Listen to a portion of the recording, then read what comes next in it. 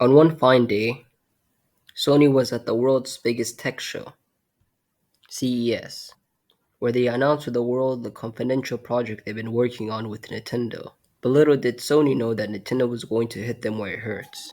See, Nintendo was doing backdoor deals with Philips, Sony's rival, to basically replace them at the last minute, which surprised everyone, especially Sony. They were cut off and betrayed, leaving them humiliated. This would send Sony down a path of revenge, a path which would lead to the creation of one of the most iconic gaming consoles ever made, the PlayStation. But why did Nintendo jump ship, leaving Sony to drown?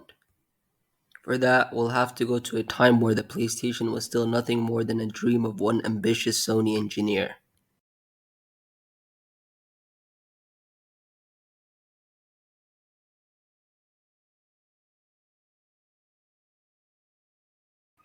In the 80s, Sony was starting to make a name for itself as a music, movies, and software company with one of their biggest hits, the Walkman, which was released a year before the 80s but went on to become a sensation in the upcoming years, even ending up in the Oxford English Dictionary. During this time, a member of Sony's engineering team, Ken Kutaragi, secretly began work on the S-SMP, an audio chip for Nintendo's soon-to-be-released SNES. You may be wondering why Nintendo contracted a Sony engineer to make a sound chip for them. Well, you see, the NES, Nintendo's second console, had terrible sound quality, and they were looking for someone that could help them prevent this issue from happening to the NES's successor, the SNES, and I really don't know why they chose Kutaragi for the gig or how they exactly got in contact with him. All I can do is speculate.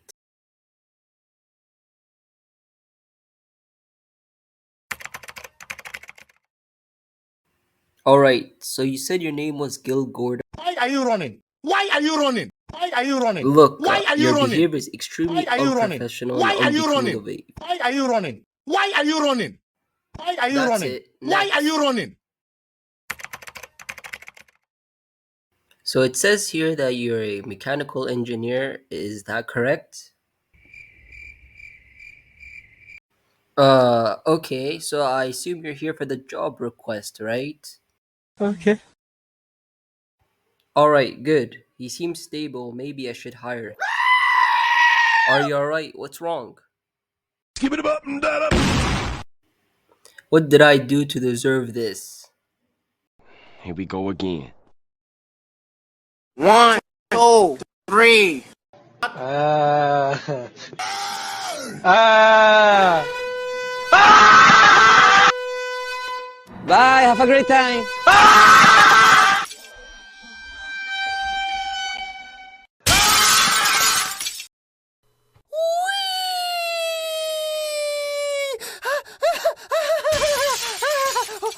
What the dog doing?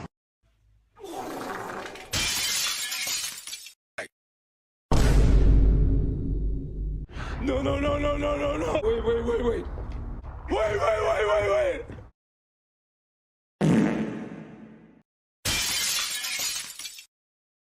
Bruh. Later that day. Isn't there anyone who isn't a psycho here? Me, sir. Please hire me. You're applicant number 23, right? I have to check on the other Heroes applicants. never die. Never mind, just here, have this job. I don't want to do this anymore. I just got myself a new car on my drive the other day. FBI, open up! Hey, what happened? I'm tired of this.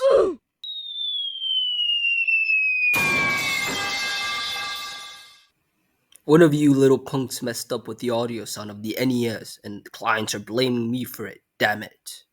Okay. Who told you you could talk? We don't get paid well enough for this gig. Bye. Have a great time. What? You can't leave me. Moments later. Who needs them anyways? But with them gone, I do need someone to build that audio chip, though. Ooh, interesting. I should probably hire that dude. Okay, let me give him a call. This is Nintendo Big Boss here? Yup, you're hired. No, I don't want to hear any objections. I don't care if you work for Sony. Bye. See you later.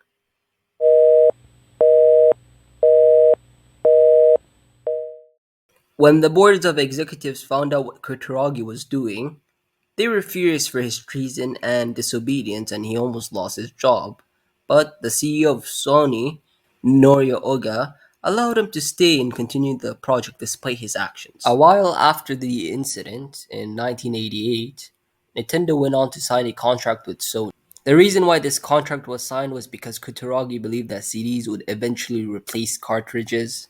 Nintendo disagreed because they claimed that CDs were too slow, but nonetheless agreed to allow Sony to make an add-on for the SNES after Kutaragi convinced them that it would be used for everything but games. On the surface, everything seemed normal, but deep down, Nintendo was starting to get worried about the deal. This becomes clear when you look at the contract's rules.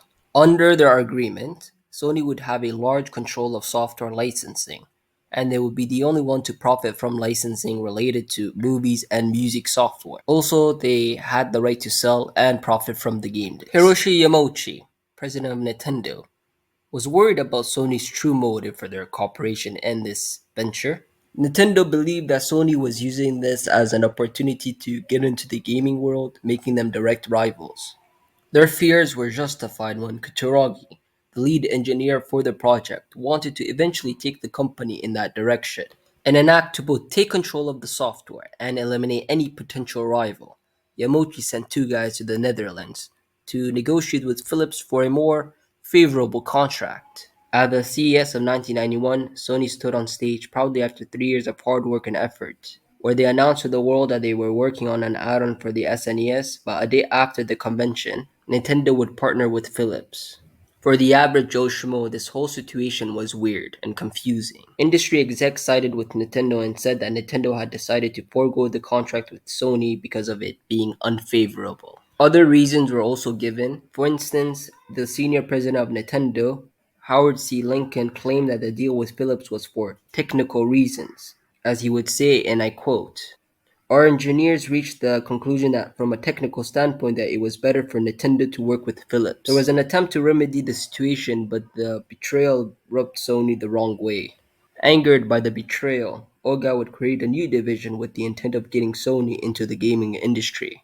This division would be led by Kutaragi, and they would go on to create the PlayStation, a revolutionary device for its time that would combine 3D visuals with CD discs. Of course, some people thought that the PlayStation would be expensive because of these features present in them, especially after the 3DO, a console which was made by Panasonic in October 1993 at an expensive price of $699. To put this into perspective, this money would be roughly $1,500 in today's currency. Ultimately, the 3DO would fail due to high prices, poor marketing and distribution, and a very limited game selection. Sony didn't repeat the mistakes made by the backers of 3DO, and the PlayStation would end the legacy of the console in 1996. When the PlayStation released in Japan in 1994, it was positively received by consumers with 300,000 sales by the end of the year. Their sales fell short of the Sega Saturn, which sold 500,000 units in that same year. When it came to release the console in the West, Sega of America's CEO declared that the price of the Sega Saturn would be $399.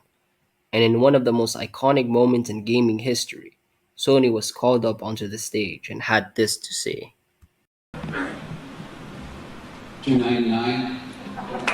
The PlayStation would inevitably outsell the Sega Saturn, with the PlayStation selling more units in 2 days than the Sega Saturn had in 5 months. Nintendo would release the N64 in 1996, but would still fall short of PlayStation sales.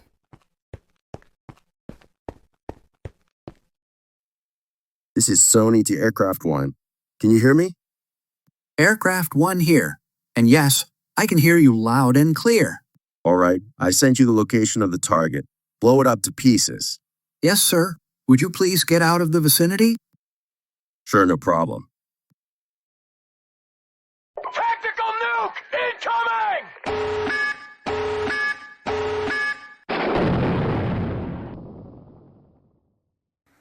Damn it, Sony. I'll get you back for this. Watch me.